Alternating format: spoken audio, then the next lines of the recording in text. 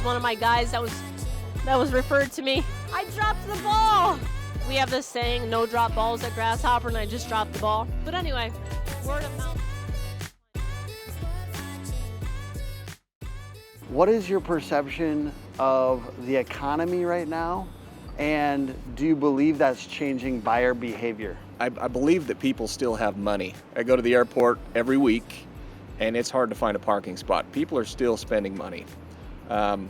But it feels like things have changed slightly, where maybe they're not spending as much money with you. I look at this as an opportunity where the companies, the people that get scrappy and work hard for their money, that get out in the customer's home and pivot where needed, they're still gonna have great opportunity in today's economy because the money's still there. People are just cautious. And so they get to choose who they're gonna spend with. Is it gonna be you or is it gonna be somebody else in your neighborhood? You know, that's a great question. I think that consumer buying trends are very off from what they were this time last year. I think making sure you have multiple financing partners right now when you're experiencing declinations or lower credit scores is essential to making sure that you can lock in any possibility that might be a yes for you or your company. I think that when it comes to building urgency on calls and, you know, those leads coming in and the thought process, basically the only thing that comes to my mind with recession is a mindset that people have, not the actual inflation and the stuff going on. So I've noticed that the owners of HVAC companies, electrical, and the technicians have a mindset where they are discounting and they're offering less services. I think that they should be offering more services at this time, especially with financing, and they need to learn sales skills because sales and home services are both recession-proof industries, just as a reminder, which means during a recession, you could actually thrive at that point if you don't dial back. They're kind of turning more to needs rather than wants just because they don't really have the funds available. I think money's getting tight for a lot of people now. The buyers are much more cautious.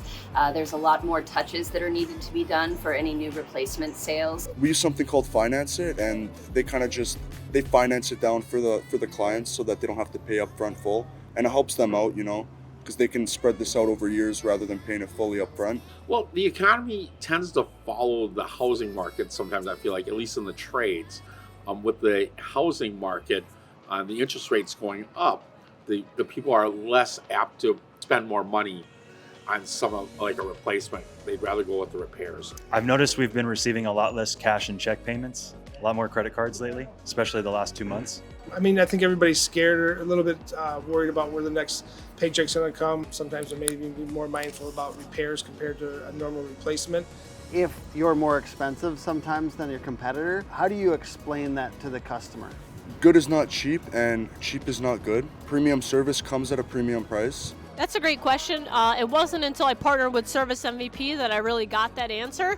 And being able to present multiple options, 6 options is what we present now at Grasshopper. And it's not trying to sell people things that they don't need, but it is trying to inform and educate and give them so many options to where they decide what's best for their home and for their family and for their peace of mind. And that is serving every customer at a premier level every single time. You know, it's always about the value, and we strongly believe in maintenance, so we might add on an extra year of maintenance for them at no extra charge, building that into the value of their purchase, whether it be for their repair or their install. Making sure that the customer understands that we care about them, we're providing pure motives and pure service for it, asking questions, listening to the answer to those questions, and then providing several different options all the way from a premium option down to an economy or Band-Aid option. That way the homeowner gets to choose what's best for them and for their home and for their health and safety on it. That'd definitely be a starter for us, right? Branding. Yep. With Kick Charge was a huge part of that value building with them. Just using all the options that you can with Service Titan, like the text messages going out. We also do a video for our guys, so they'll send the customer a video saying, "Hey, this is Dave. I'm on my way out there. I'll be in like 15 minutes. Can you clear out any boxes around the furnace? I'm really excited to see you, meet you." So just stepping outside the box for the normal, like what most people do. The level of service, the speed of service, the quality of products that we offer All of our messaging is based on quality and speed of delivery. We show from start to finish, do dedicated lines for our membership members that they can call in, get priority service. We are very, very active in our community.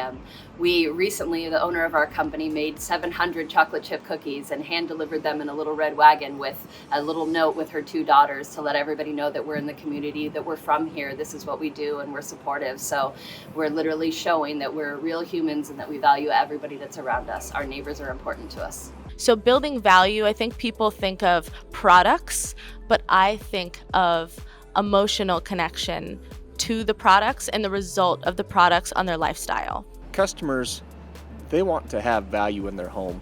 They want the good stuff. They'll pay for it.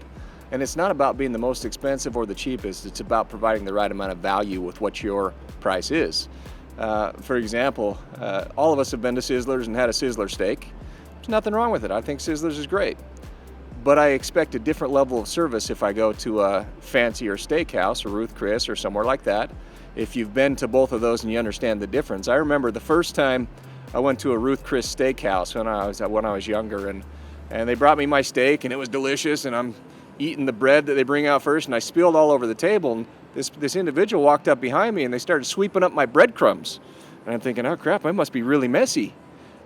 Come to find out, this is normal. They sweep up your breadcrumbs every time you go. And so I got to a point where when I went to a steakhouse like that, I'd be looking around for my breadcrumb guy. Like, I spilled some breadcrumbs, come get this stuff, it's messy, right? And I really learned to appreciate that value. And so I'm willing to pay more for that steak because I really like the experience, okay? And so in our service world, it's much the same. If you answer the phone the right way, and if your people in the office are prepared and trained, and all of this stuff comes back to training. If they're trained to answer the phone properly and give the customer a 5-star experience, and then we show up to their house and our technicians are trained to give a 5-star experience, we put on the covers on our shoes, we put floor cloths down, we greet the homeowner the right way. It's a whole process. And when they've experienced that 5-star value, like you would get with sweeping breadcrumbs, they see the value in what you're offering. And it's not about the fact that your price is more, it's about the fact that they want that breadcrumb experience. They want that 5-star experience with your company.